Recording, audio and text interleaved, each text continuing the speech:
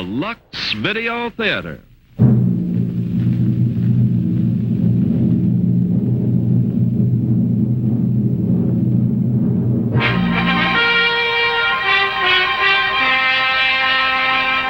Lux presents Hollywood.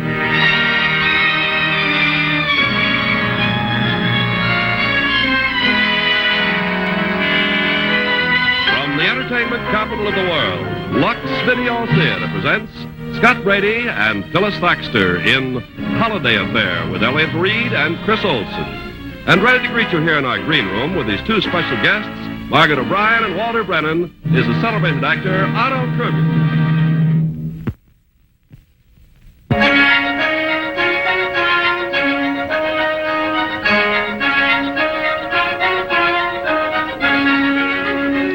Video Theater presents Phyllis Thaxter and Scott Brady in Act One of Holiday Affair with Elliott Reed and Chris Olson.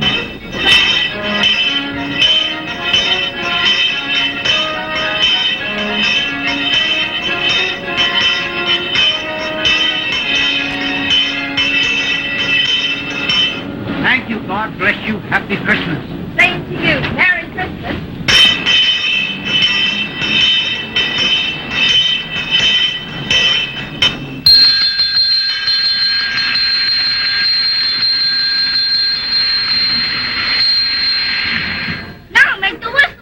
Okay.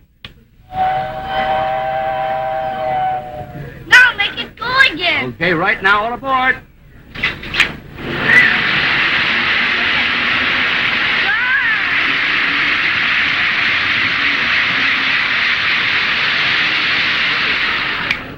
Any paying customers, Mr. Mason? I think they're pretty slack right now, Mr. Gow. Could you wait on me, please? I'm in a hurry. Yes, ma'am. I want one of these electric trains. Oh, fine. Now, let me tell you about these I trains. want the whole set. They're fast, they're safe, they're economical. Yes, I know. Hey, you know, you're not letting me earn my salary. There we go.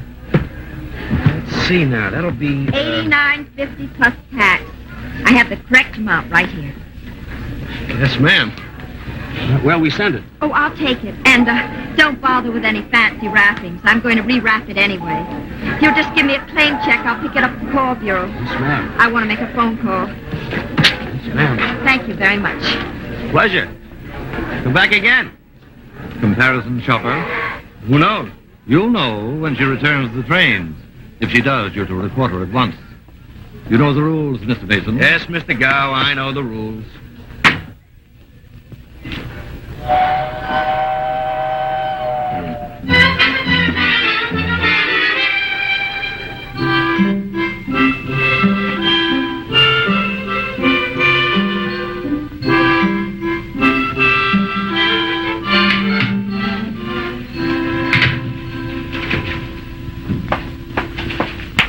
Well, Mr. Ennis. Hi, Mrs. Ennis. Boy, Christmas presents for me? Well, one of them might be. This big one? Big one? Oh, the trains. Trains? Boy, just what I've been hoping for. Oh, no, Timmy, they're not for you. They're for Fisher & Lewis, where I work.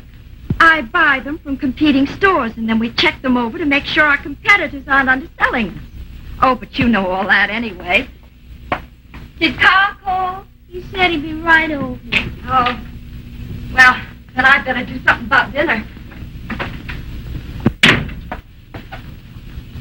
Darling, I'm sorry. I know how much you want those trains, but we just can't afford them. Hey, has my fella got a smile for me? That's better. Now you look just like your daddy. Here's Carl. Scoot and wash up. And don't skip anything. Hi. Hi. How's my favorite working girl? Oh, late. I haven't even started dinner yet. Oh, well, I can't say anyway. Why not? Oh, I have to eat with a client. Last-minute stuff. We're taking his case into court tomorrow, and I want to brief him on what not to say. Oh, Carla, I'm sorry. Why? Because you won't have anyone to help you with the dishes? Well, you dry a pretty fine platter. And you wash a mighty fine plate. As a matter of fact, we're a pretty good team. Great. But, why limit it to the kitchen sink? Marry me, and I'll buy you a dishwasher. Little French deal in a tight skirt. I know. Maybe I'm the one that should be briefed on what not to say. But it is a good idea, Connie. Carl, could you give me a little more time? You've had 2 years. Yes, I know. Oh, Connie. You and Timmy both need someone. He needs a father, and you... Well, you need someone to buy loud neckties for. I certainly bought Ted some buttes. I'd be happy to wear a necktie Carl, like... please, I promise you'll never have to ask me again. If it's yes, I'll ask you. I'll wait. But I sure hope the jury comes in soon. Bye, darling. See you tomorrow night. You bet.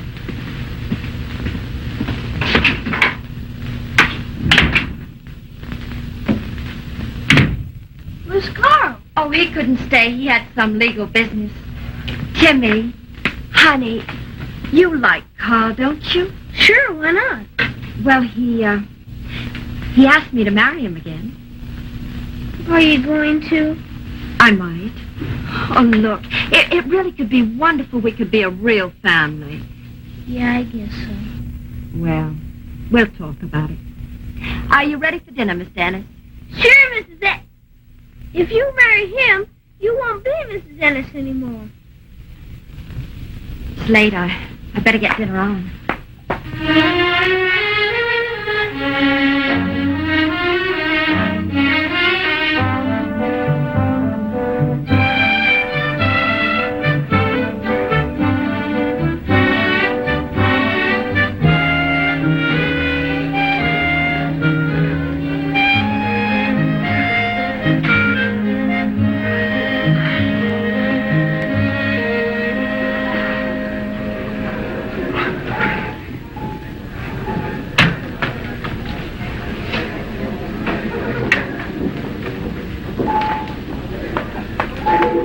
Well, right on time, aren't you? On time?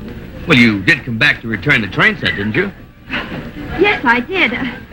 You see, when I got home last night, my little boy... What is your little boy's name, anyway? Macy's, Gimbel's, or Fisher and Lewis? Comparison shopper, aren't you? What are you going to do?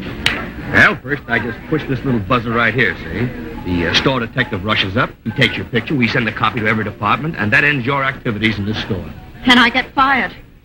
My little boy gets his shoes from Children's I Day. thought we'd get back to little Butch. His name isn't Butch. It happens to be Timmy, and he's only 7, and I support him. Why, is your husband working his way through college? My husband's dead. He was killed in the war. Would you care to hit me over the top of the head with this? Well, now what? Now I write out a refund slip. I have a feeling I'm going to regret. What's your name? Connie Ennis, 684 East 33rd Street. Look, I'm awfully grateful for this. You don't know what it means to me. Look, just do me one favor, will you? Don't come back to my department again, okay? Okay. And thanks again. Merry Christmas. She returned the trains. Yes, Mr. Gow, she returned the trains. And you didn't report it? No, I didn't report. Mr. Mason, I'm sorry. You know the rules? Yes, Mr. Gow, I know the rules.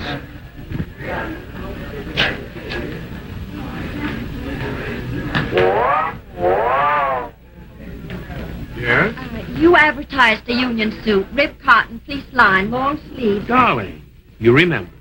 let's see. Your husband should take, you want a 40. Oh, no, I want a 54. A 54. If my wife says 54, it's 54. Hey, what do you mean 54? Fisher and Lewis want to test it for shrinkage. Are you allowed to leave your department? You are if you're fired. Fired? Oh, no, because of me? I was supposed to turn you in. It's a rule. How did they find out? Little floor walkers have big ears.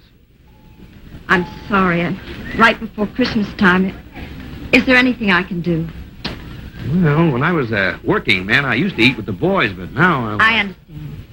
I'll buy you lunch. That's not what I meant at all. And then I'll buy yours. Ma'am, size 54. Are you sure? Yes, I'm sure. Yes, you see, I like them loose.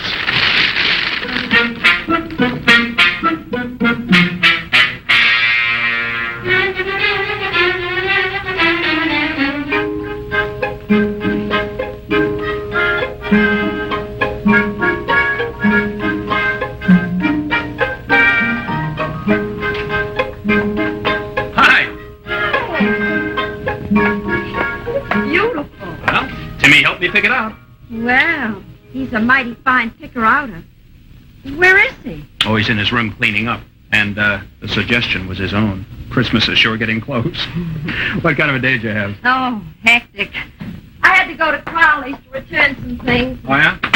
Then while I was there buying a suit of underwear, It was dull. You wouldn't be interested. You're wrong. I'm interested in everything you do. Hi. Oh, hello. Oh, come in. Thanks. Hello. Say, never again will I pick up a girl without first getting a telephone number. Oh, Carl, this is Steve. Steve. Mason. Carl Davis. How do you do? We met this morning at Crowley's. Yeah, you see, she had me fired, so I just bought her lunch. Well, that's the only decent thing to do. And then I left my package on that rock in the park. Oh, that's where we had lunch, in the park. Yeah, you see, I always eat in the park with the swell. So many of them were orphans, and I'm an orphan, too, so... Steve. Look, I just came back to return my underwear to you. That's all. What? Well, not mine, really. No. See, it's hers. See? Carl, I bought it for Fisher Lewis. Oh. Oh, well, why don't I make a drink for Mr. Mason? Well, I sure could use one. I'll make us all one. Oh, brother. What a day.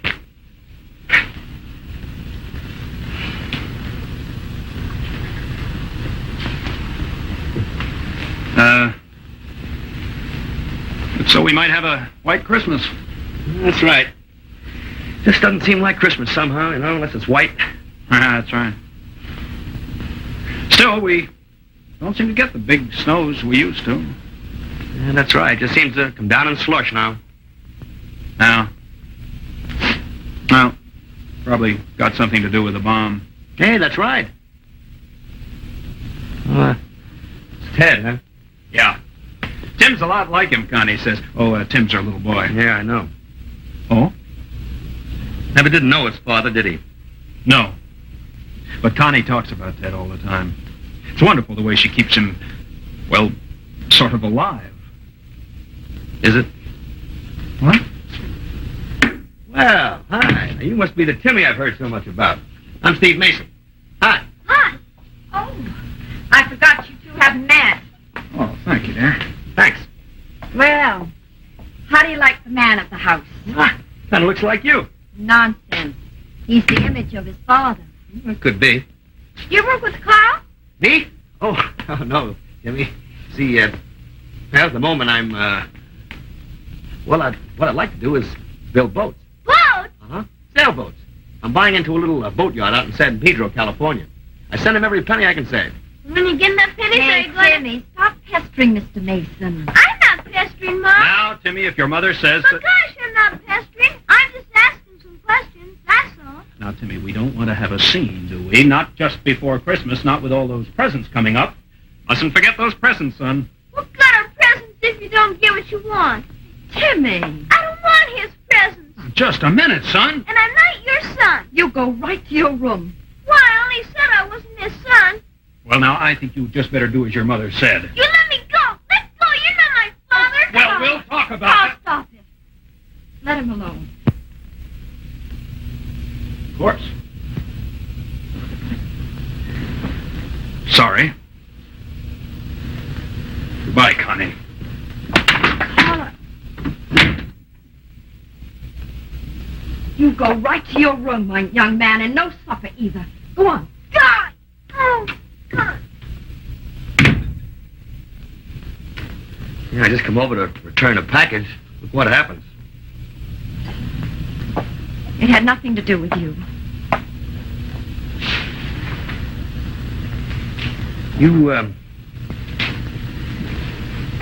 You didn't tell Carl about me, did you? No, it wasn't important. Maybe you're not telling him about me made it seem important.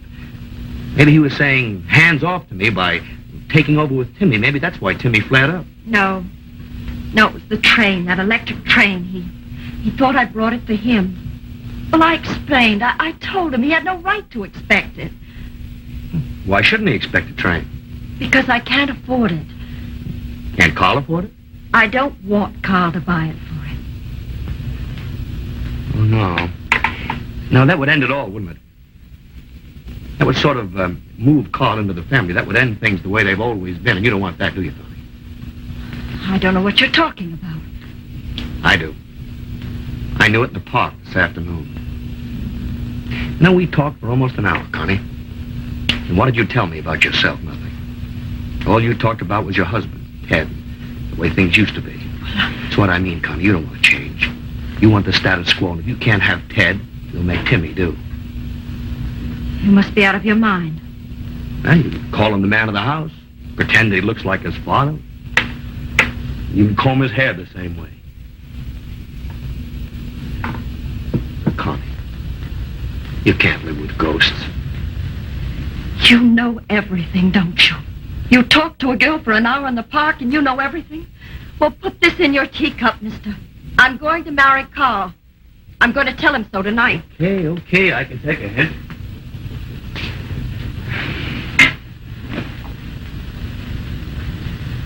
Supper?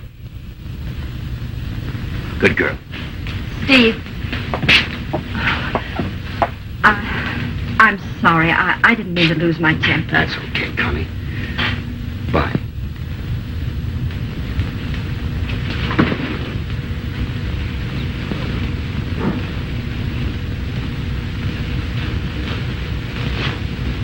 Merry Christmas.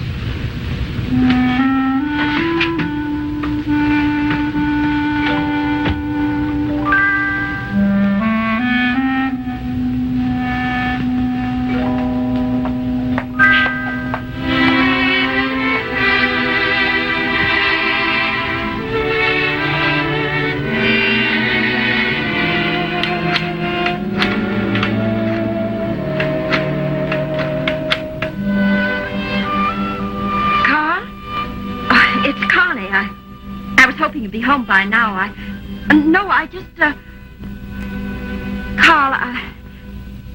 I told you last night when I made up my mind I'd ask you. Carl, I'm asking you now.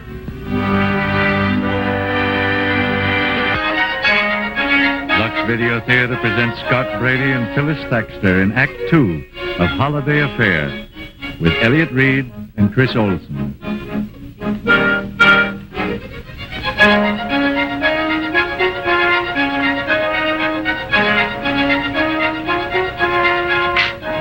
Merry Christmas. Merry Christmas! Gosh, Mom, thanks a lot. Hey, Mr. Ennis, my neck.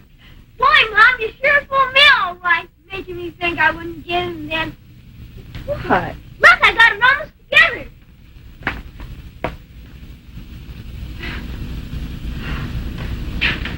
Dear Timmy, this whistled at me as I passed by and said it wanted you for Christmas, Santa. Well, I guess it's from Santa Claus.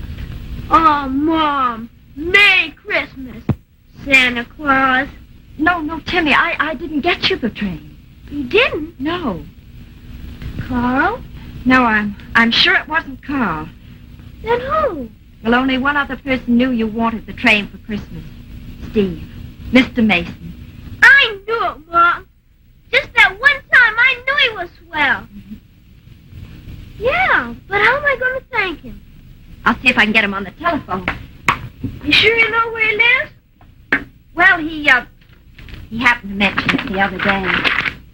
You know, Mom, he's so nice and all. I think we should get him a present, too. Oh, we can't. All the stores are closed today.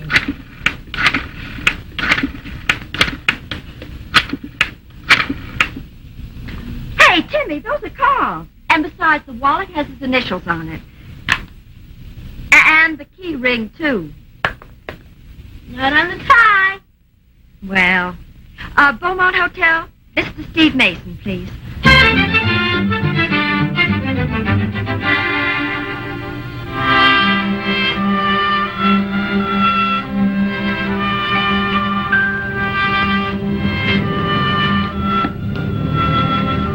Merry Christmas. Yeah.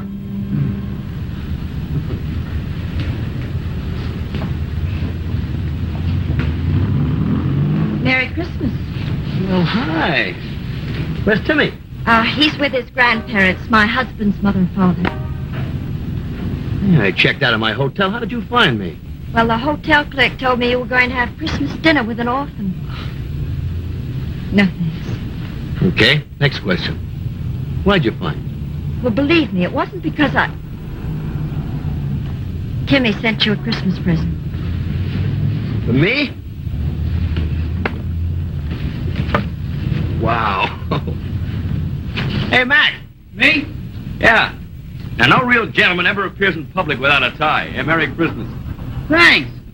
Say, this really is Christmas. And many of them. Same to you. What a kid. Hey, whatever made him do it? Whatever made you get in that train? Oh, well. He wanted it, and I wanted to. Steve, you can't afford it. I want to pay you back. I'll give some to you now. No, sorry. This is personal, strictly between us men. Besides, I'm loaded. Of course. That's why you checked out of your hotel room? Oh, that. Well, I thought I'd take a cheaper place. Just for the week I'll be here. Oh, are you leaving town? Huh? San Pedro. You know that little boatyard I told you about? I'm tired of trying to buy into it, so I thought I'd, go out there and work into it. Maybe I'll be able to make enough to buy a wedding present. That is, if there's going to be a wedding. Yes, there's going to be a wedding. New Year's Day. Finally, talked you into it, huh? He didn't talk me into anything. He didn't even ask me. I asked him. Okay, fine. Besides, I'm glad I did. At least I know where I stand.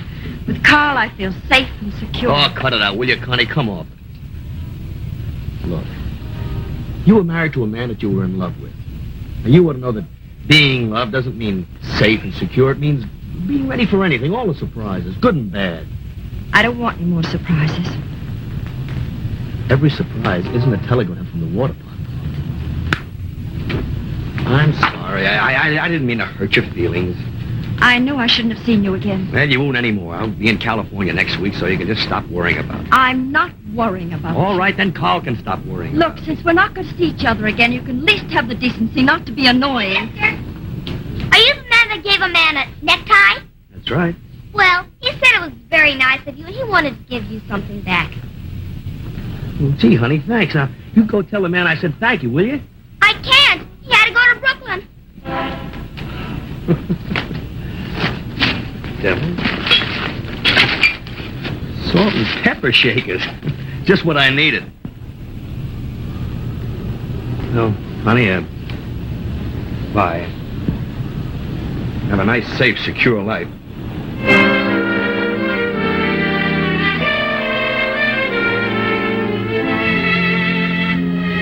See, Grandpa? When it goes around, it hits the switch right here.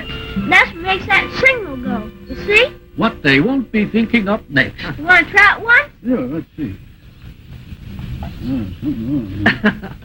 You know, Connie, he's getting to look more like Ted every day. Now, Mother. I think so, too. Mom, Yeah. did Mr. Mason like his present? Oh, yes, your young man. We're looking forward to meeting him, dear. My young man. Oh, we know you're getting married. Timmy's talked about nothing but Mr. Mason. We're very happy for you, Connie. Hey, wait a minute. I didn't say who. I just said you're getting married. Well, then it isn't Mr. Mason? Of course not. I hardly know the man. I'm going to marry Carl. You remember? Carl Davis. Oh, Carl. Well, I think that's just fine. Father, don't you think that's just fine? Yes, just fine. As a matter of fact, I'm never going to see Mr. Mason again. He's going away. Going away? Yes, dear. He's going to California to build boats. So why don't we just forget about Mr. Mason? That must be Carl. How do you do, ma'am? I'm looking for Mrs. Ennis. Oh, I'm Mrs. Ennis. Oh, excuse me. Are you the Mrs. Ennis that was sitting on a park bench this morning? If you were? That's me. You know a man named Steve Mason. What's the matter? Something happened to him? Well, not yet. He's in some trouble and seems to think you'll be able to clear it up. Trouble? What kind of trouble? Well, I'm not permitted to talk about it, but if you'll come along with me, why... Oh, yes, of course. I'm going too. No. Jimmy, you can't. I got him. My friend, isn't he? All right. Oh, Carl. Ennis, when Carl gets here, tell him to pick us up at the police station.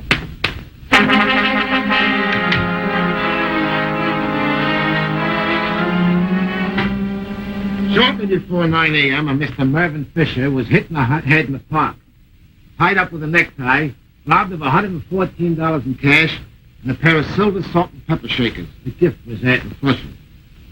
Officer McCleary traced the necktie to Mr. Mason, who was apprehended with the silver salt and pepper shakers in his possession. Being jobless, homeless, and about to leave... Excuse me, sir, that homeless part is wrong there. I have a room, 818 West 33rd Street. Room? Over there they got nothing but rat holes. Well, I wish you'd tell that to my landlady. The phone number is circle 53599. But you are leaving town. Yes, as soon as I can. Of course. Now, Sergeant, I'm a lawyer. Well, that's fine. When we need one, we'll call you. And I'll call you when I need a funny cop. I'm defending this man, Sergeant. With your permission, Mason. With my gratitude, Mr. Davis. Probably no fee. Now, Sergeant, why isn't this Mervyn Fisher here to identify the suspect? Because he didn't see who hit him. And besides, he was late for dinner in Flushing. Furthermore, did Mr. Mason have the stolen money on him? No, but that doesn't mean he couldn't have. Excuse me, but I think I can clear this whole thing up. Please do, ma'am. If Clarence Darrow doesn't object. Well, you see, I was with Mr. Mason in the park this morning, and he gave his tie to a man, a hobo, and then later on, a little girl with a balloon on top of her head came back with a present from the hobo. The salt and pepper shakers. A little girl with a balloon on her head? That's rich. That part of it's right, Sarge. She did have a balloon on her head. McCleary, when did you have your last fitness exam? Oh, what? Would you tell all of us, if a complaint has been lodged against Mr. Mason? What's he got to do with the case anyway? He's my fiancé. Listen, he's my lawyer. Your fiancé? Then what are you doing in the park with this guy on Christmas morning? That has nothing to do with the case. Oh, no? You see, early this morning, an electric train arrived for my son Timmy from Mr. Mason. He's out of work, broke, homeless, and he buys a kid an electric train? Well, he's only been out of work a few days. Oh, yes, just since she had me fired. You had him fired and he buys your kid an electric train? Why? Allow me. Look, Sergeant, it's Christmas. I wanted to buy someone a present, and I just didn't know anybody else in New York. Is that why you gave the hobo your necktie? Well, no, that was because I had just given him a new tie. You see, when the train arrived for Timmy this morning, he wanted to give Mr. Mason a present. Where were you able to buy a necktie at 8 o'clock Christmas morning? Oh, she had a tie under the tree. It's one of the presents she had from Carl. Oh, I see. Your fiancé's necktie. You see, it was Timmy's tie. Yes, I see. A guy without a job, without a decent bed to sleep in, spends practically all of his money to buy an electric train for a kid he hardly knows. Gives a hobo a present in the park, gets a present from a little girl with a balloon in her hat, because he's wearing a necktie that's engaged to his lawyer. You want to know what I think? Case dismissed. Merry Christmas, Sarge.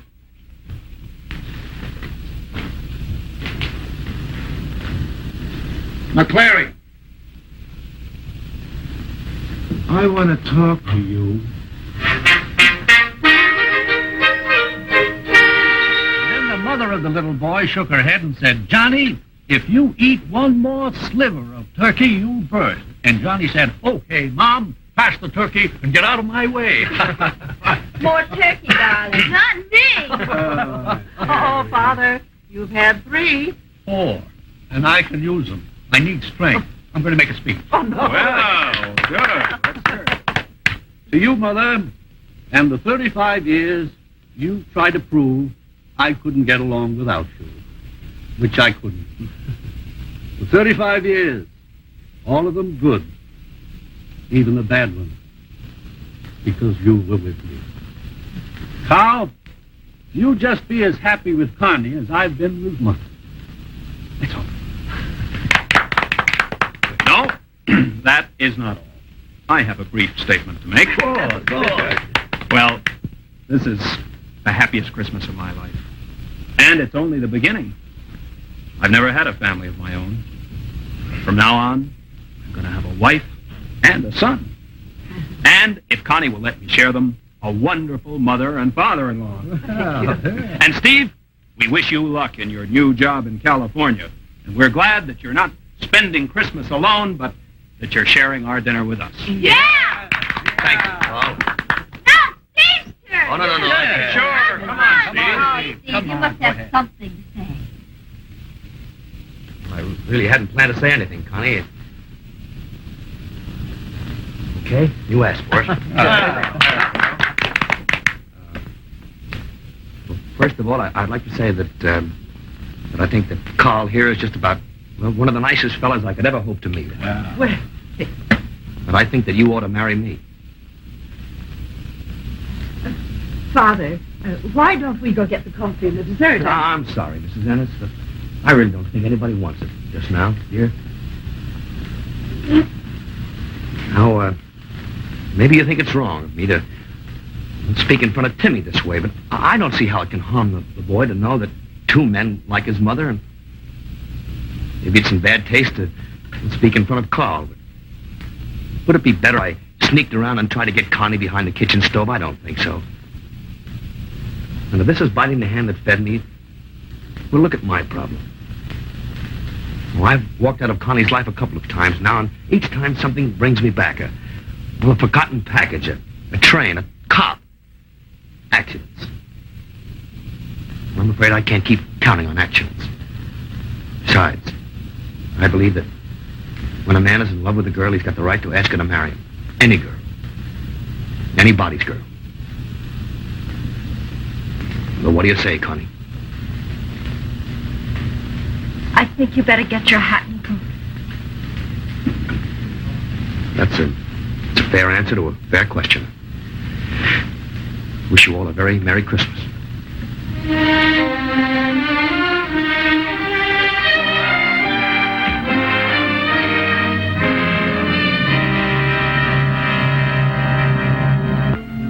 Lux Video Theater presents Phyllis Thaxter and Scott Brady in Act 3 of Holiday Affair with Elliot Reed and Chris Olson.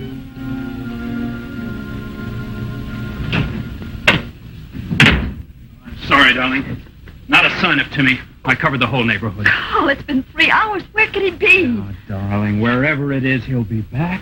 Every boy has a notion to run away sometime. He hasn't. Why should he? Well, he might have had some crazy thought about following Steve. Has Steve said anything about it? Oh, Carl, you know I haven't seen Steve since Christmas. I wasn't prying, Connie. I just... Hi, Mom.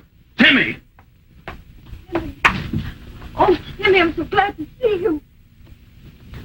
Where have you been? Don't you ever do that to me again.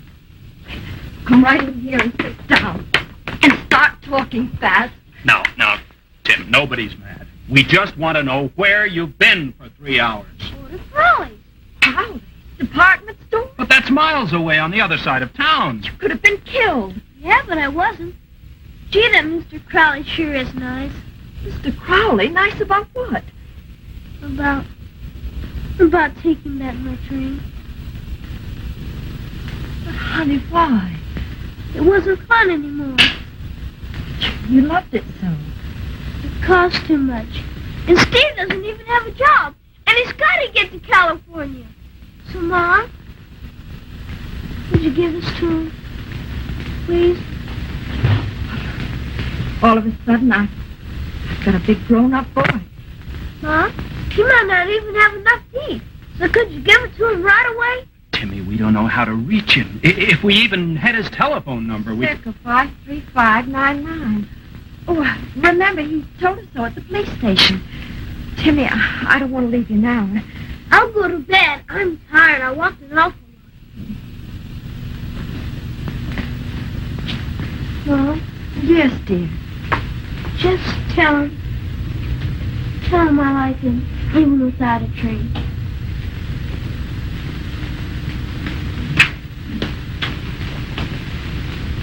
I may have to buy him a box of cigars. He is grown up. Lots of people never learn to give up things they want for someone they love. Oh, he loves you, too. Oh, I know he tried. And perhaps he might in time. But with Steve, it came easy. Well, who can explain why you fall in love? Look, I don't want to leave Timmy now. Carl, would you take this over to Steve for me? Sorry, Connie. Come here. Now, in the case of Connie Ennis versus Carl Davis, I offer certain facts and evidence. Carl. The party of the first part, Connie Ennis, although known and loved by the party of the second part for 2 long years, skillfully avoided any marriage between them. However, upon the entrance of a stranger into her life 9 days ago, said Connie Ennis did suddenly propose said marriage. Steve had nothing to do with it. Furthermore, having heard said stranger's telephone number only once, she remembers it and hesitates returning money to him, which might remove him from her immediate geographic area because, in conclusion, she is fearful of seeing him again. I don't know why you're doing this.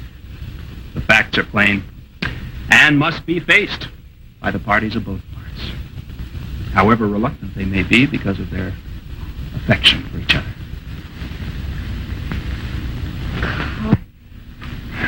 I'm really awfully fond of you. I know you are, Connie. But I have a sneaking suspicion I ought to see if there isn't somewhere a girl who's in love with me. I'm sorry. 2 years is a long time. No time is wasted that makes 2 people friends. Now, you better get that money to him. And I'll get along home. Oh, remember, if you don't find more interesting company, we still have a date for dinner.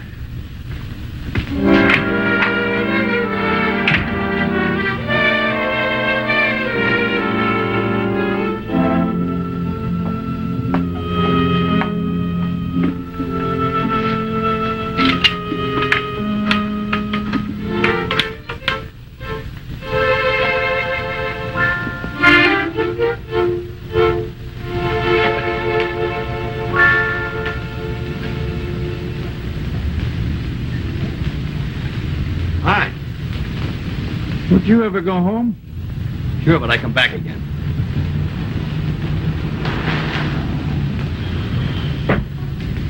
Hello there. You're late. I'm sorry, Mr. Buss. All right, just keep in mind there are a lot of other people waiting to use this park. Yes, sir. No. What's it all about? Why couldn't you tell me over the telephone?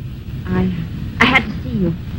I have quite a bit of money that belongs to you. Now, look, Connie, we've played this scene before. You didn't have to get me all the way down here just It's to... from Timmy.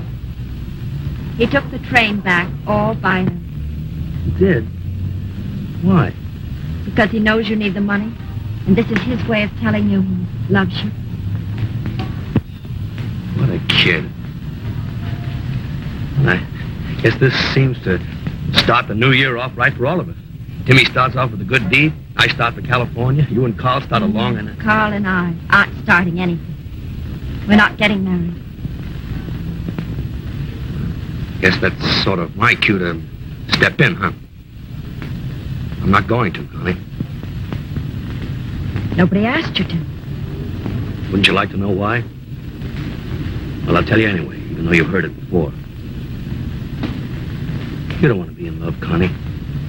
You just want to be safe, not take any chances. You're afraid you might get hurt again. Sure. That's why you tried to keep your husband alive, because you felt that as long as he was alive, no one else could ever hurt you. You know, this isn't just 2 men and a girl. It's 2 men and a girl and a shadow. And I can't fight a shadow, Connie. It's too tough. Well, you were even going to settle Carl, a nice guy, but someone you didn't love, so you wouldn't feel that you were being You're unfaithful. so smug, aren't you? You're so smug and so wrong. Just because I have a memory. No, Connie, no. Nobody wants to rob you of anything. But listen, when you try to keep someone alive who's dead, you die a little yourself. And I don't want a girl who's just... All right. You know everything. You're a fortune teller, you see into the soul. Mrs. Status Quo, that's me. No, just Timmy and I want a girl who'll drop everything and run to me, who'll love me enough to take all the surprises. Goodbye, Steve. You and I are always saying goodbye, aren't we? No, you've always said goodbye. This time I'm saying it.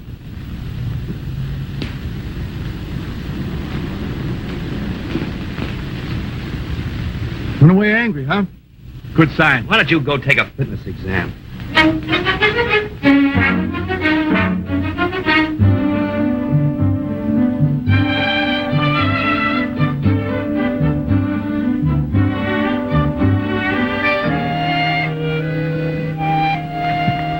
Mom! Hey, Mom! Come out here!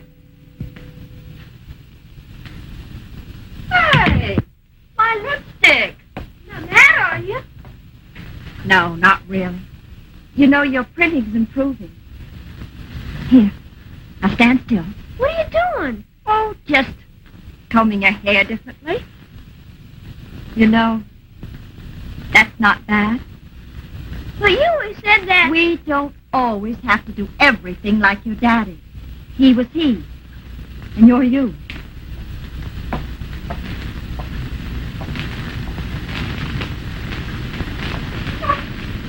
What's the matter? Aren't you going to Harriet's party? Huh. Why not? Because you don't have any fellas now? I've still got you. You're still my fella, aren't you? Well, sure. But I'll be getting married, won't I? Oh, yeah, I suppose so one day. And then you will be all alone. I mean, supposing I move away. Oh, well, where are you planning to go? Baghdad, Cairo, Buenos Aires? Oh, there's lots of cities. Like San Pedro, for instance. Timmy, would you really like to go to San Pedro? Boy!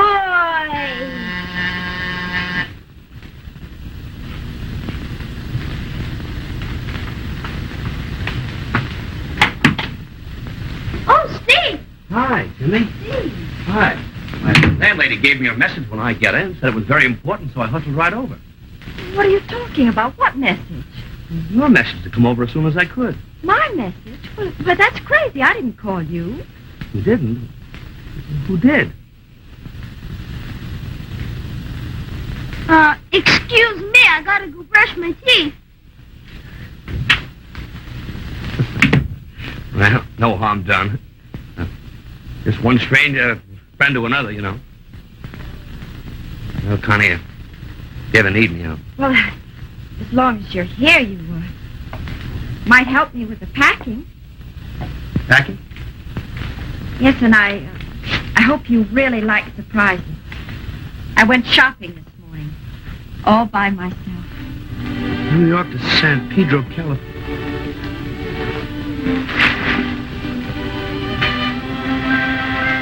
Happy New Year.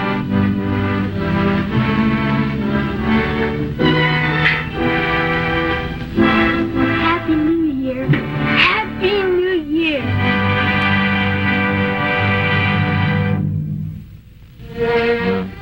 Delightful play. Marvelous performances. Yeah. Well, if I ever thought that I had lost the holiday spirit, I've got it back again.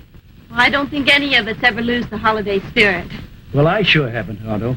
And I guess I'm a couple of years older than Margaret here. You know, I guess as long as we live, we still cling to our childhood toys and pets. And in a minute, Margaret, when our stars join us, I want to hear some more of that story of yours. The film story, you know, about your pet horse, Glory. And now, let's join another star on our show tonight, Miss Susie Q. And she's really a delight. What's your secret, Susie Q?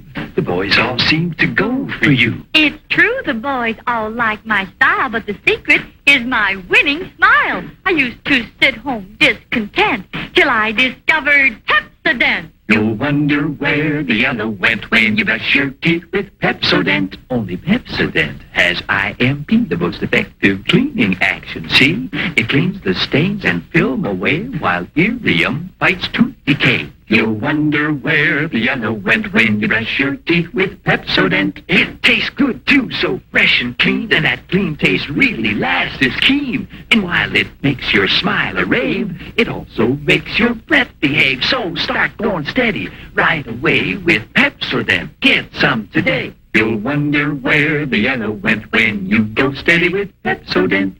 Pepsodent, Pepsodent, Pepsodent. holiday affair really fit into our holiday mood. And everyone was just did an excellent job. Well, it's always exciting to do a Lux show. Well, you're one of our favorite Lux girls, you know. Well, I don't know about that, Otto, but I do know that Lux is my favorite soap. As a matter of fact, it's the only soap in our house. Well, you don't have to tell me that, because seeing is believing, and believe me, seeing is easy. Mm-hmm. I think Ken Carpenter can explain why. New Lux sets a new... Brady, Chris Olson, and Elliot Reed. Well, very good. You sit down. Make yourself comfortable. Chris, I thought that you would prefer this. Oh, boy, thanks. How old are you, young man? 9. Well, do you realize you're sitting beside one of the most famous child stars in the country? She's a child star? She's not a child star anymore. She's grown into the most charming, talented young lady. You know, I felt very highly flattered when they asked me to play a role in her new picture, the picture Glory, which is her first grown-up picture. What's it all about? Well, it's about racehorses in Kentucky. Yeah.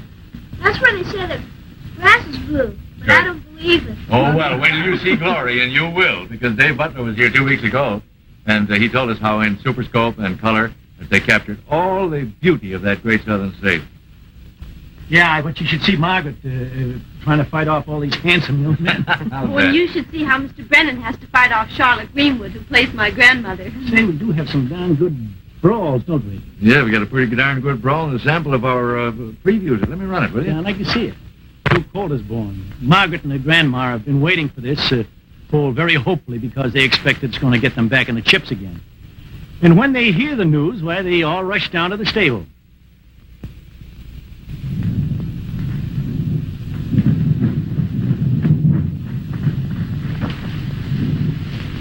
Well, he beat you to the wire, Doc. It sure did. Oh. Everything all right, Alexander? I think so. It was a normal presentation, Miss Tilden. He's a darling. Sure is, Clarabelle, but you get the sex wrong. What you got here is not a colt, but a real nice filly. Philly? Did I hear Philly? And from Ned Otis? You heard me. And a good one, too. She couldn't be good if you had anything to do with it. Good thing you happened along, Ned. You're beautiful. You're the most beautiful foal in the world. Do you know that, huh? Sure you do. Philly? You did this to me, you old buzzard. But, Miss Tildy, ain't you giving me a little too much credit? You come along and put the hex on me tonight just like you did 15 years ago. Ain't you never going to quit blaming me for something that was all your fault? Now, why don't you two forget all that and let yourselves cool out? My fault, he says. There was my poor husband in bed stricken. Me in the throes of despair. It's my fault I didn't enter Getaway in the Kentucky Derby. But you said you'd enter him. You were Major Tilby's so-called trainer. It was your business to attend to it. Sure it was, but you kept poking your nose into my business. Nobody but you could enter Getaway. It's just like you, Mr. Otis, to blame a helpless female. You lost us a Derby winner. Getaway could have won easy that year. That he rightly could. If you have sense enough to know you got to enter a horse before he can run. Look, Graham, look. She's getting up. Come on. Try someplace there. You can make it. Isn't she wonderful? You know, she's so beautiful, we ought to name her something special. That's right, Miss Clarabelle. She rates the special name. I know. We'll call her Glory. Like it? That's a good name for her, Glory. Well, I've seen the picture, and I know what happens to that beautiful little filly. You kind of said like Kentucky Derby feud, but it takes a bit of doing. Yeah. Well, go and see Glory, ladies and gentlemen. Starring Margaret O'Brien, Walter Brennan, and Charlotte Greenwood. And it's an RKO release, and it's well worth seeing. You take my word. You can also take the word of this glamorous Hollywood star. Have you tried new Lux soap? It sets a new standard of complexion care that no other soap can match. Lux, the most popular beauty soap in the whole wide world, now comes to you wrapped, sealed, and protected in new gold foil. New Lux, sealed in gold, to give you the fresh, glowing complexion that's so typical of today's most popular Hollywood stars. Like Jan Sterling here. She's beautiful, and her complexion is too. But you don't have to be a movie star to have a movie star's complexion. That's the beauty of New Lux.